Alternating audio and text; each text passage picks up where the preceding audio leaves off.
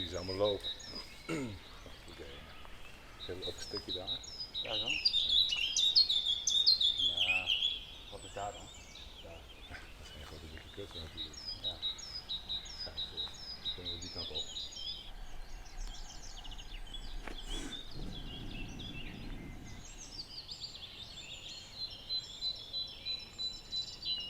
Daar komen we weg volgens mij.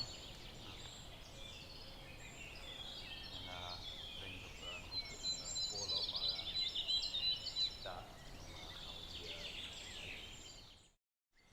Hallo en welkom op het kanaal van Fred Outdoor. We zijn inmiddels welkom geheten ook hier door de muggen en alle steekbeesten die hier rondzwemmen en rondvliegen. Ik ben hier samen met Martin en we gaan een 24 uur survival training in combinatie met een scenario draaien. Nou, waarom een scenario? Om bepaalde dingen duidelijk te maken, bepaalde prio's te stellen. Nou, 24 uur is niet heel lang van duur, maar wie zegt dat we binnen 24 uur weer thuis zijn? Het scenario is de Lost Hiker en dat betekent de verdwaalde wandelaar. We zijn over een route gelopen en uiteindelijk wouden we van de route af richting een rivier.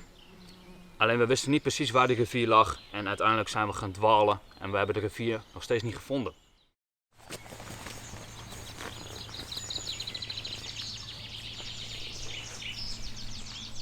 Oh, dat is een helder rookje aan nu. Nice. Nou, als we nou niet te ver hier uit de buurt gaan overnachten, we hebben nu al ons water gevonden, dan hebben we dat in ieder geval gedekt. En dan kunnen we eventueel wel de nacht ergens doorbrengen daar wel mogelijk. Ja, wel een beetje een bovendekking hebben tegen de weersomstandigheden. Ja. Die misschien vannacht gaan komen. Precies. Eens.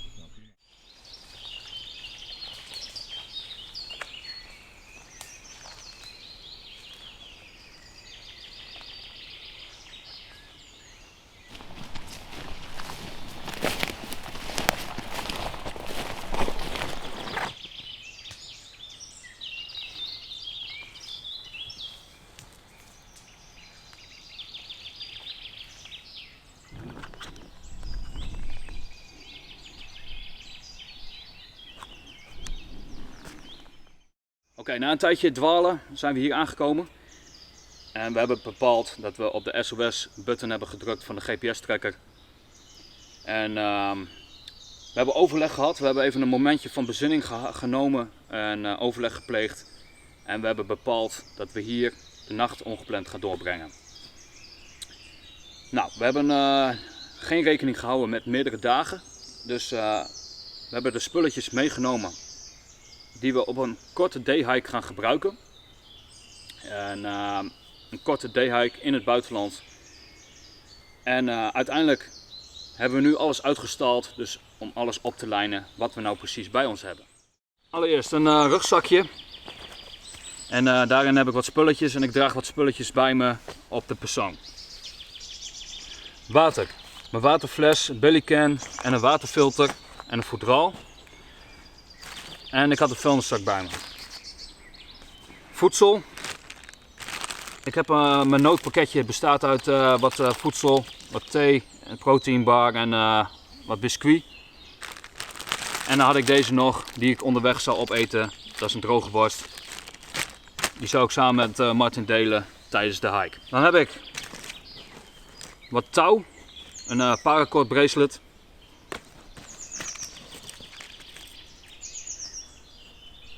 Een draadzaag en een zakmes. Om vuur te maken heb ik wat lucifers bij me. Ja, qua medisch heb ik mijn basic first aid kit heb ik mee. En wat date.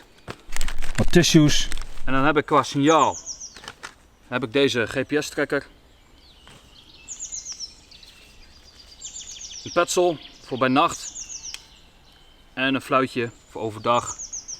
We hebben inmiddels al in het scenario al mega veel op dat ding gefloten en daar hebben we geen reactie op gekregen. Nou, de GPS-tracker, we hebben op de SOS-knop gedrukt. Hij is nog steeds bezig om verbinding te krijgen. We hebben nog steeds geen signaal. Ik heb mijn telefoon mee, dat is precies hetzelfde. Ik heb geen verbinding en mijn Google Maps die laat nog steeds. Mijn portemonnee met wat contanten en ID-kaart enzovoort. Dan heb ik hier qua bescherming heb ik, nog handschoenen. Een extra kledinglaag, een extra layer. Een zakdoek, sjaaltje. En ik heb een raincover voor over mijn rugzak heen.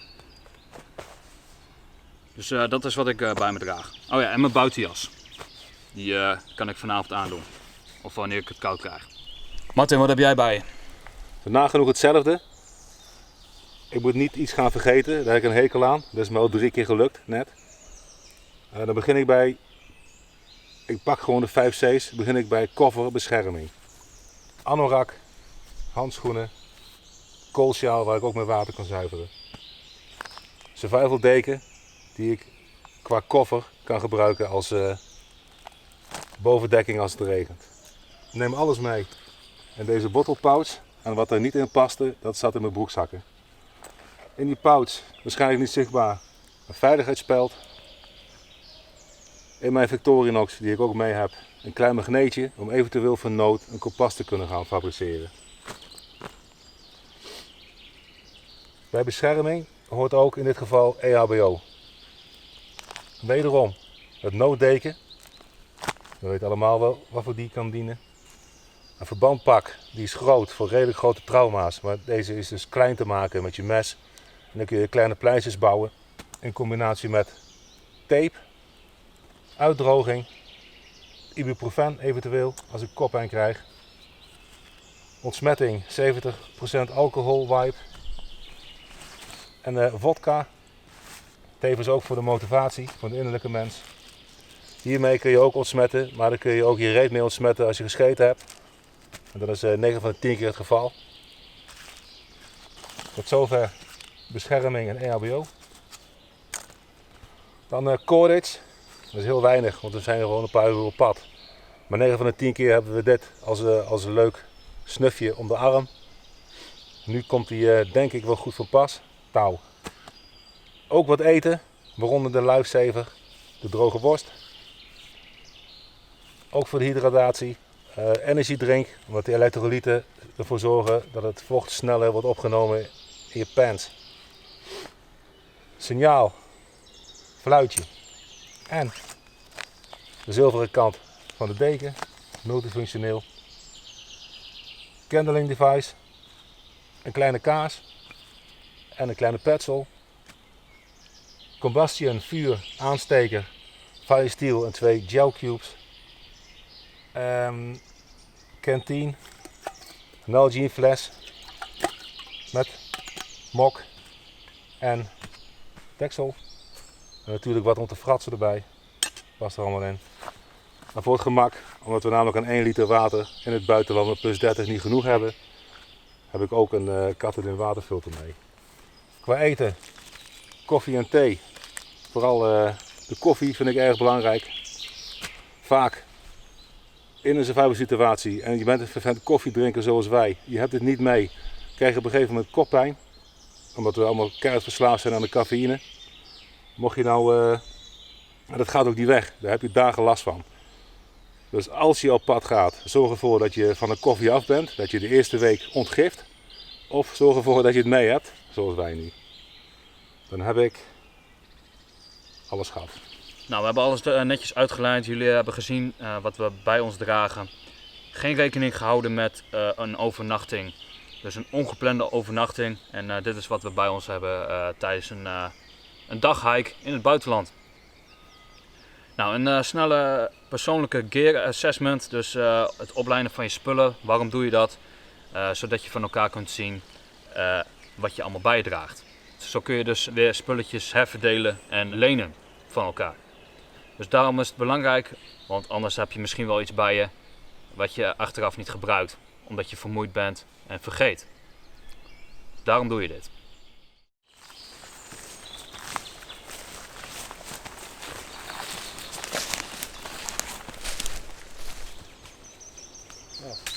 Nou, dit kan er wel eens worden of niet? Ik denk het ook.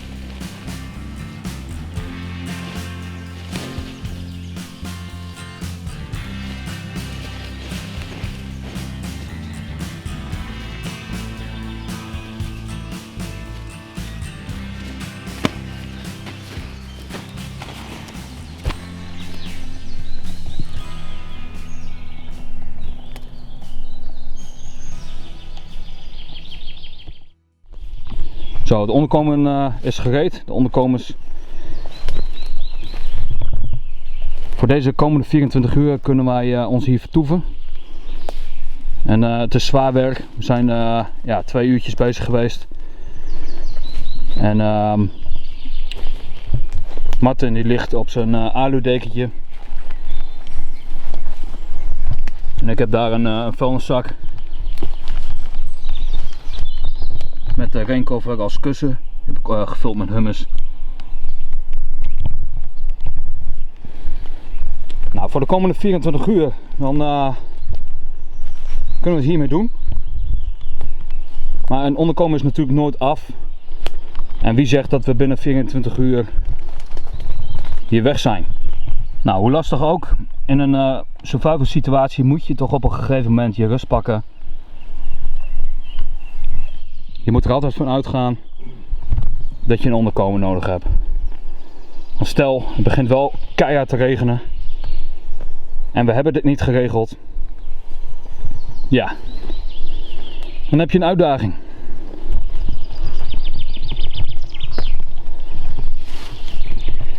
Dan gaan we ons nu focussen op de volgende prio's. En dan gaan we zo eventjes water halen. Want onze veldflessen die zijn zo goed als leeg.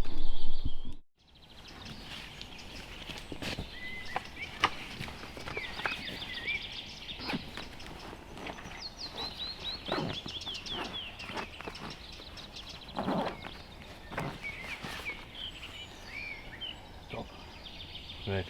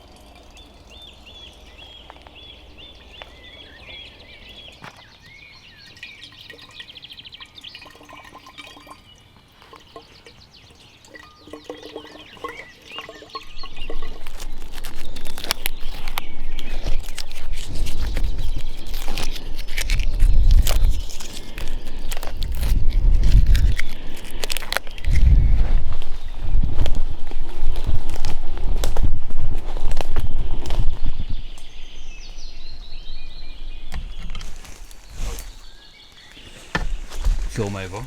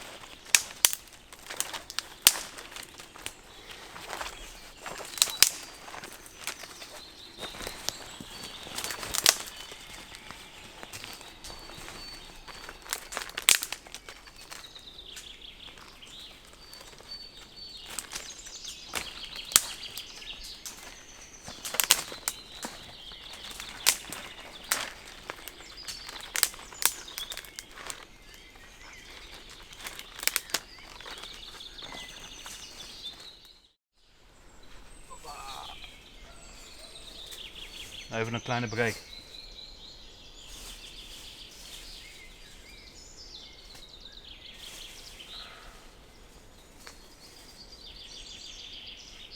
Kijk hoor. Ja man. Muggenkuil.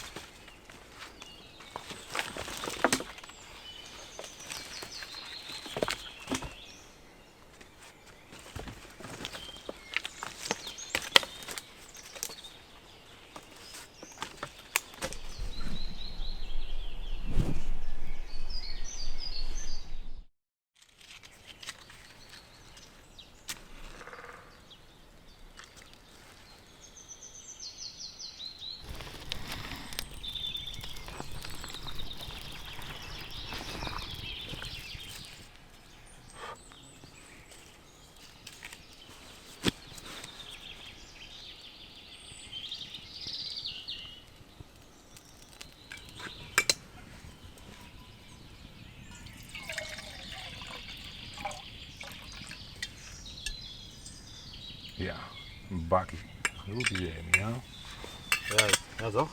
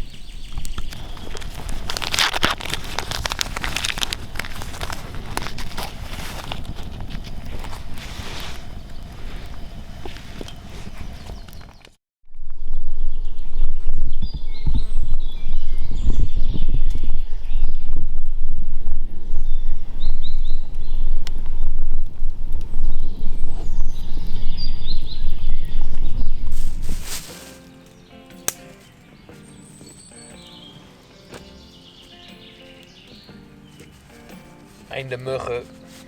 Ja, dat sowieso.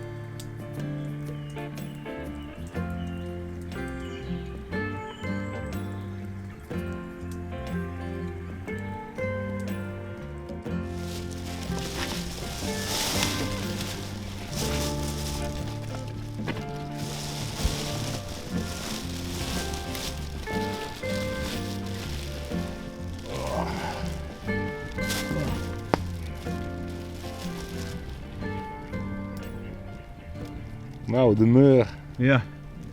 Nou, wat rust hè? Mooi. Mooi.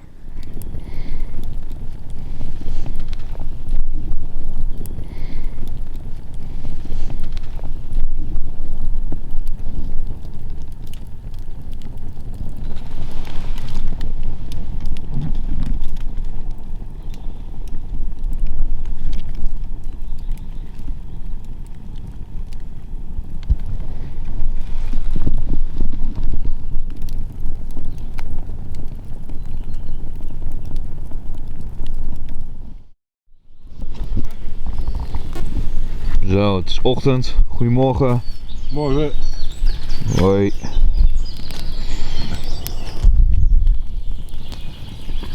We zijn de nacht goed doorgekomen. niet heel veel slaap gepakt.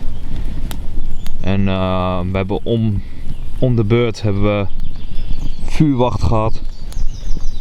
Dus we hebben eigenlijk de hele nacht hebben we vuur aan kunnen houden.